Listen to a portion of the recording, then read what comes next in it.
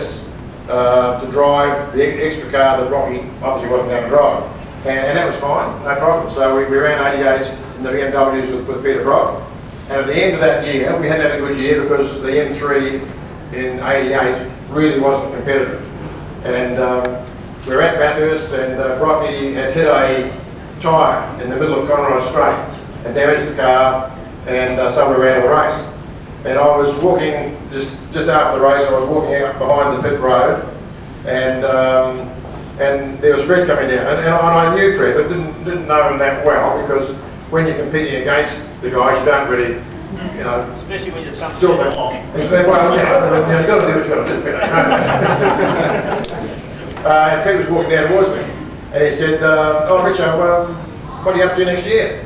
And I said, I don't know what I'm up to. You know, there was a rumour that Brock was going to go in the Sierras, and at that stage, Dick Johnson's team was, you know, very, very good with Sierras, and the Brocky was going to go that way. And I said, well, I don't know what I'm going to do. And Fred said, well, listen, I'd like you to have a chat with me. I'd like you to drive for me next year. Jeez, okay. He said, give me a ring when you get home. So that was on the Sunday. We drove home on a Monday, and Tuesday morning, but I better get on the phone quick to Fred in case he gets someone else. 7:30 in the morning. 7:30. Well, no, he wasn't at work then, of course. But so anyway, I rang Fred, and we had a chat on the phone, and he said, you know, I just want you to drive for me. How much money do you want? And this was pretty new to me, because all I was getting paid with the Brocky, you know, it was just more or less not enough to live on. And so I said, well, I don't really know. I mean, what's the deal? Do you pay on race wins or whatever? He said, no. He said, I want to just give you X amount of money, and that's it. The win, lose or draw, that's what you get. I know what I'm paying you, and that's what it is. And I said, well, I don't know how much I want. He said, listen, I'll give you X amount of dollars. And he said that, and I sort of... The phone went quiet. The phone went quiet for a while, and I said, okay, I'll do it. Because I wouldn't do it for half that. So Fred's always been generous, and I've got to say, you know, I've had a great career in doing things I've done after being involved with Fred, and the money that he paid his drivers in the day has helped me get to where I am. So, you know, that's just part of the whole deal in motorsport. But when I got down there, I had to go to a meeting with Brad and the team at Healy Road. And when I joined the team, Fred gave me no promise. He said, listen, we've got the HR31 car, which is not really competitive at the moment for Sierras, but we're working as hard as we can with it. But he said we may, and we don't know the specification, we may get a new car for the following year, which is 1990. And I joined it obviously at the beginning of 89. He said, well, I can't promise anything. He said, we don't even know what it is. It could be, you know, turbocharged car, we're not sure, don't know the specification. I said, no, not a problem. I wanted to try and, you know, drive for a team that wasn't doing that well, so that you could actually be with the team as it grew and as it got more competitive and started to win and be a part of that. And the fact that it was a Nissan, to me, appealed because it was a different kind of car. It wasn't a Sierra, which was, you know, 6 or 7 in the race, and it wasn't a Ford or a Holden or whatever. So away we went. I went down to the team and said to the guys, listen, I really believe that if we all work hard, we all do the right thing, that we can win the championship. Our car might not be fast enough. I hadn't driven it at that stage. I said, it may not be fast enough, but if we all do our jobs right and work really, really hard, there's no reason why we can't achieve a championship win. And even I didn't believe that. It sounded good at the time. But anyway, as the year went on in the HR31, I came from M3 BMWs, which were a really nimble, quick little car, but really didn't quite have enough engine performance. The first time I drove the HR31 Skyline was at Winton, and Scapey went out in practice to warm the car up and get organised, put in some laps, and then came in, and I'm watching the lap time, and Jesus, this guy's going pretty quick. And came in and said, okay, no, it's all good, you want to have a go. So I left the car, had a drive, and my first impression was that it was like an M3 with another 150 horsepower. And I thought, geez, this is a fantastic car. Anyway, we the spec that we had the car at the start of the season, I think was around about probably 380 horsepower, 390 horsepower. And the first meeting, I think, was Winton. Sorry, was it Amaroo, the first meeting? I think it was Amaroo. And I reckon we probably had 390, 400 horsepower. And we went out and we qualified, I think, about fourth, and we won the race. And bloody hell, how good is this? I mean, the trouble is when you win first off, you get spoiled. There's nowhere else to go, is there? You know, the next race you come second off, what happened? It would have been a lot easier if you had to come third or fourth, and there's no expectation of a win. But as the season went on, the car got better and better and better. The development that the guys did, especially the engine and the suspension, was just magic. And the car, as I say, got to be, at the time, the very best car that had ever driven. And just a few little things that, leading up to the GDR. When we got word that the GDR was going to be what it was going to be, I mean, you know, that's enough to get you reasonably excited. From a two-wheel drive, 400 horsepower car to a four-wheel drive, over 600 horsepower, with you know, with start controls and all sorts of fancy stuff. It was absolutely brilliant. But of course, the season was moving on, and we were sort of you know, at the front three in the championship. But really, we needed to win the last couple of races in the championship to really make a go of it. And when the GDR was brought on, it came on at Malala, which was the third to last meeting of 1990. And Fred got pressure from Nissan, from handbags. Alan Hamburg was the marketing director of Nissan at the time. And he said, well, listen, we've got a new car coming up from Malala. We've got to have Jim in the car, we'll have a big song and dance. He'll go out, he'll win, and we'll move on and win the championship. It'll be fantastic. And Fred said, well, no, that's not the way it's going to happen, Al.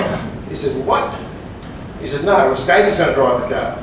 So why? Why? Skatey he's not coming there on the championship. Well, Jim's the one that's going to win the championship, if anyone is. And Fred said, well, no. He said, we're going to run Skatey in the car, because if we have a drama with the car and it breaks down, Jim won't get any points. The HR31 is the car that's been, you know, you could say, getting the results up and down, ultra reliable. We never had a mechanical failure with the car all year. And so I had to say to Fred, what do you say, Fred? I said, I'll have your ass. I'll have your ass. You fail, I'll have your ass. So what he was meaning is if, for instance, we lost the championship because he wanted me to drive the car and Fred didn't, if we didn't win the championship, he'd have Fred's ass. But he was never going to have his ass, so I'm so sure of that.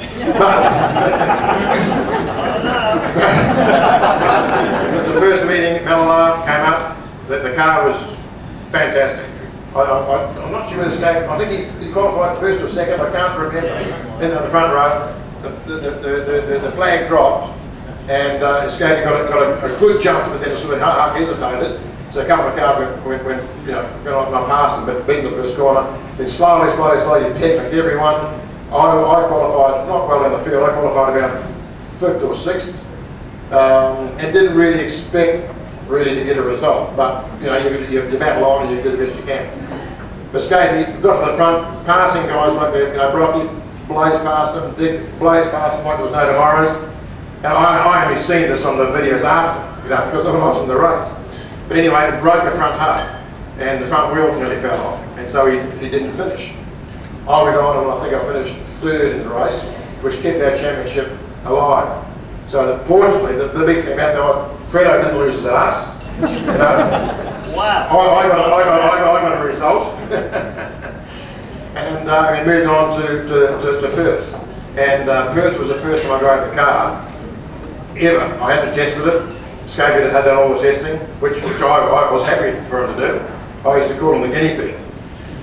He would get in the car, do all the testing. Something was going to fall off and break. I was glad he was in the car and not me. So the Skate was the guinea pig. And went to Perth. The car was very hard on its tyres. It had the Japanese 5-speed gearbox, which was really terrible. It was not a good gearbox for racing at all. And we're up against the Sierras. We had the 6-speed Hollingers, and we're really performing well. And we started off pretty well. We were sort of in the top 3. Was that the year that Dick blew the disc apart and shattered the disc? I think it was. So Dick had sort of pulled past us and was actually going towards the front. Richard, forward Dick. Poor old Dick. Yeah, poor old Dick. And anyway, Dick failed to finish the race. We finished about, I think, 4th in the GR. We had a few tyre dramas in the fact that the car was still new, you might say. So going on into the last meeting of the 90 series, we were, I don't think we were leading, but we were very, very close. There was 4 cars that could win the championship at the last meeting. And by then the 6-speed box had been homologated. Scapy had done a heap more testing in the car, and it just transformed it. The brakes were brilliant, the car was great, didn't use its tyres up, and the 6-speed gearbox was absolutely made the car. But we qualified on pole and actually won the race and won the series. So that was absolutely brilliant. And the fact that we won the series in the Nissan, where people who probably didn't give us a chance at the start of the year, was really, really good. But Fredo didn't lose his ass, of course. He was laughing. And then we went on. And of course the next year, of course, it happened, we won the championship in 91, and then Scapy won 92. We won 91, 92 Bathurst, as you guys know. And just a couple of little sort of anecdotes that we go on the way. Fred's team was the first team that everyone, all the mechanics, and this is when it got to probably 20s, 30 people in the payroll. Fredo got the catering done to the circuits. So we would go to the track in the morning at 7. All the mechanics, the driving crew, managers, everyone would eat at the track in a marquee. We'd do our day's work. When the work was done, there was always a roast meal or whatever we needed to do in the evening for tea. We wouldn't go back to the hotel like most guys did. We'd eat there. After the work was finished, we'd all have a beer. There was wine in the fridge, we'd have wine. And it was just a great, well, it was a family atmosphere. If you belonged to the team, you belonged to basically the Gibson Motorsport family. And it was brilliant. The best times of my career, basically, in my you should say, totally professional career, although I still do it now. It's more, I have to say, a little more laid back than it was in those days. But a few of the things that happened along the way, and I shouldn't be telling stories about Scapy, and it's not here. Yes, you should. But little things, Mark and I worked fantastically well. I mean, I was basically the same age as his dad. We were more or less, we were mates, although I was 20 odd years older than Scapy. But a few of the things that happened on the way. When we first got the GTRs, for instance, or when I first joined the team, the guys, if you ever damaged the car, if you got a dent in it, or you got flat spotted a tyre and burned a tyre out, the mechanics wanted you to pay them a slab of beer, right? So every time you flat spotted a tyre, they could tell, because the in-car data would tell that one wheel had locked solid. They'd see the smoke, and they'd say, okay, Rich, you owe us a slab of beer for that tyre, or you owe us a slab of beer for that mudguard or whatever. And Scapy was the same, so we all went through this, that it was a slab of beer if you damaged the car. Anyway, we got the GTRs going, and the first one was end of 90. Then we had 2 for the next year. Oh, yeah, was it? Don't join us over here. Yeah, I can't remember what year it was, but it was when the second GTR, Grand Prix. Don't forget how old you are. I know, well, it's one each. But we had 2 GTRs the first time. I'm certain it was a brand new car for the Grand Prix. Scapy's car was a brand new car. Yeah, at Adelaide Grand Prix. And it was the first practice session. We'd gone out onto the track, and I was in front of Scapy down because we got the grid first. Around the corner, I went, next minute, I'm halfway around the circuit. And Fred comes on the radio, Richard, Scapy's had it off. He said something's happened. You can give us an idea when you come around next time. There was no red flag, I think it was just a yellow flag away from the flag of the spot. Have a look at the car, tell us what you reckon, what do we need to repair it? And bearing in mind if you damaged the tyre or dented the guard, it was a slab for the guys in the workshop. Just remember that, it's a slab. It's a slab of air. So I came around the track, drove past, got to where the place, because I didn't know where Scapy was off or whatever, didn't know what had happened. And come around the track, and it's a big fast corner, there's yellow flags everywhere. I go around the corner, shit, there's a brand new GTR upside down, smashed into the tyre wall. And I thought, bloody hell. He came and says to me, what's it like? What's it like? I said, well, Fredo, I don't know about a slab, I think you need a small bottle shop. True story, true story. And another one was, we always used to, before we actually got the data logging systems that Fred put on the cars eventually, you know, if we wanted to go faster, and this is the first year of the HR31, we'd chat with each other and say, okay, what are you doing here? Are you flat around this corner? Where do you brake there? And Skate and I always, to get us both going faster, we discussed everything. We didn't tell each other fibs, like some team members might have, but we tried to get each other going as fast as we could. And we were both confident in our own ability, so it didn't worry us that we might get beaten by our teammate, where a lot of the guys don't like that. That didn't really worry us at all. So anyway, we're at Lakeside. You've seen Lakeside on the telly, guys, most of you? Yep. Well, the front straight is a kink in front straight, and you go down there, and if you can go around that kink flat without backing off, you're going to get a time. And the next part of the track that is critically important is under where the bridge used to be, around the back of the track. And of course, the idea is to get down the straight flat, around the kink flat, and then around the corner and under the bridge flat out. And Scapey said to me, "You going flat around the kink in the straight?" I said, yeah. She said, shit, it's bumpy down there. He tells lies too. He said, it's bumpy down there. How do you keep your foot on it? I said, I turn it in early and hang two wheels into the grass, but there's no bumps on the grass. It's only the two wheels. I didn't upset the car too much. She said, okay, all right. What about under the bridge? I said, yeah, I reckon I can get around. Yes, I can get around there flat. And he said, Jesus. He said, I'm close, but I was a bit quicker than he was at the time in practice. So I said, okay, no problem. So we I forgot about that. But next practice comes along. He comes up to me and he says, I'm going to get those two parts flat. I said, you haven't been around there. Like, you haven't been flat yet, so you've got to work a bit slowly. He said, no. Last practice, I'm going to go and get flat out. I said, hang on, look, it might not be as easy as that. He said, no, well, you've done it, and then you told me that I can get around there. And I said, well, are you sure you're going to do this? He said, yeah, I'm going to. I said, well, I'm not going out. Well, why not? I said, well, I'm going up under the bridge there to watch you, because I haven't seen a really good accident for a long time. Well, this is sort of the banter that used to go on, and we as teammates, we were great. The team at the time was fantastic, and it was just the way that it worked. You know, we were friendly, we had each other on all the time. We raced hard, we wanted to beat each other, and but it was always fair, which was fantastic. Richard, can I say a few words? Jim's right on what he's saying, guys. Like, very quickly, Jim joined the team, and we had this young whippersnapper Skate, and the whole thing is, I must say, when you have a team, well, I had George and Glenn. George hated telling Ben anything at all, because Glenn might beat you. And that's what you have in, as what Jim was talking about. That's true, it's true. You've got teammates who do this sort of thing. But we were a team, and we worked as a team. As I say, like when we ate together, we slept together, we stayed together. Richard, I slept with you. But the thing is, we were a team, and I was a team person.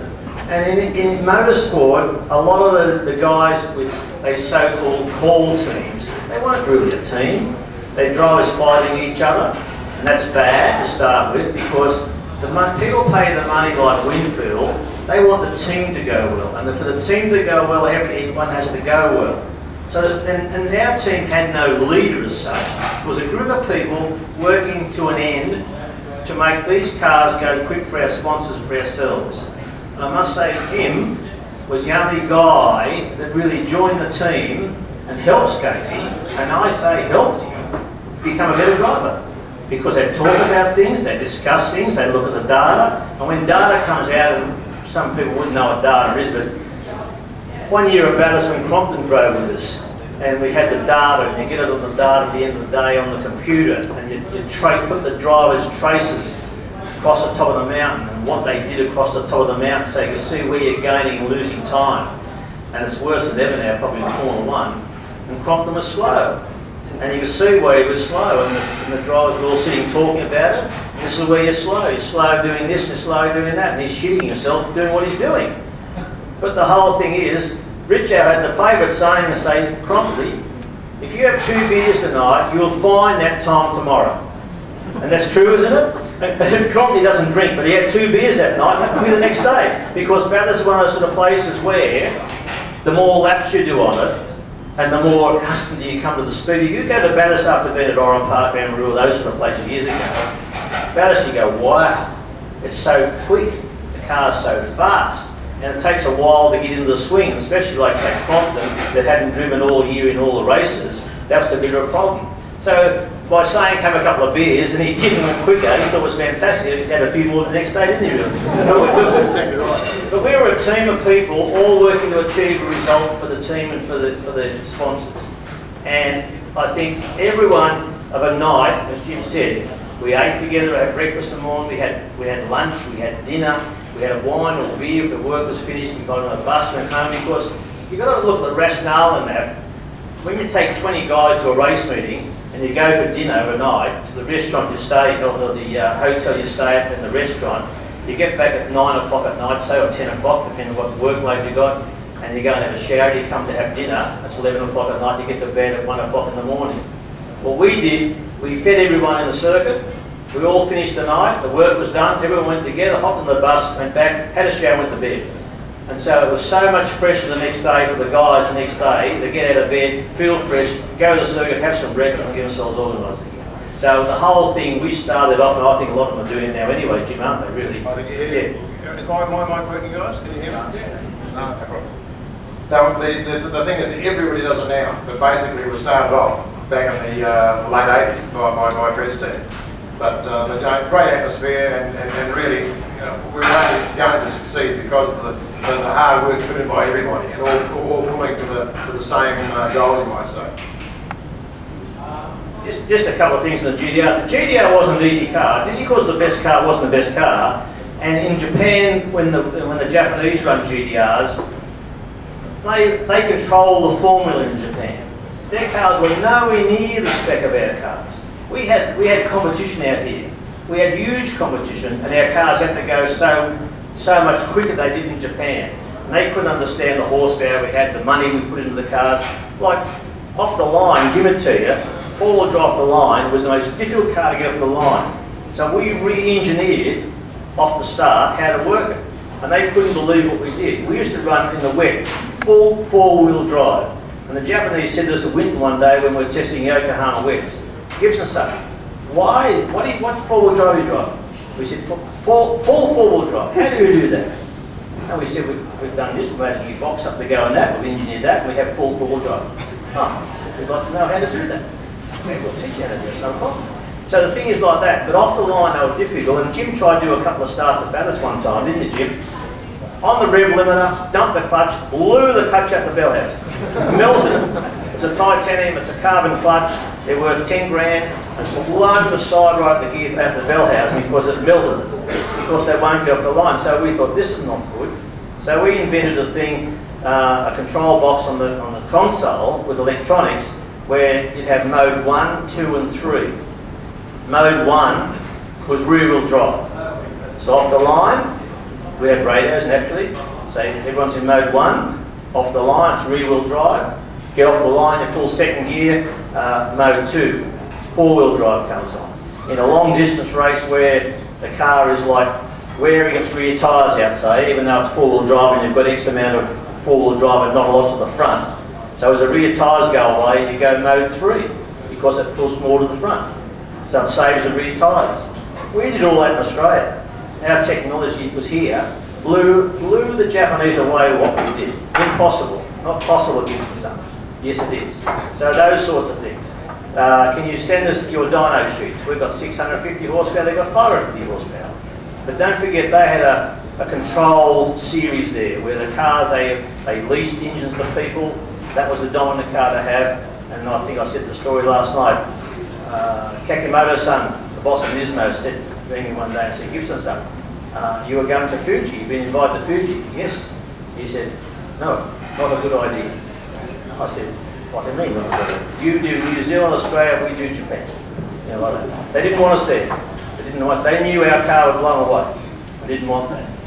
That's fine, we accepted that. And we did Australia and New Zealand. We become very successful and the car was good, but it wasn't an easy car because it's GDR. It took a lot of work. It was a heavy car. Very, very hard car to drive. Only geniuses could drive. To that end, we'll say thanks guys, thanks for inviting us, and I hope you learned something, and we're going to have some questions anyway. We'll have some questions, so think about, not too techno guys, we'll have some questions after having dinner. So, thanks guys.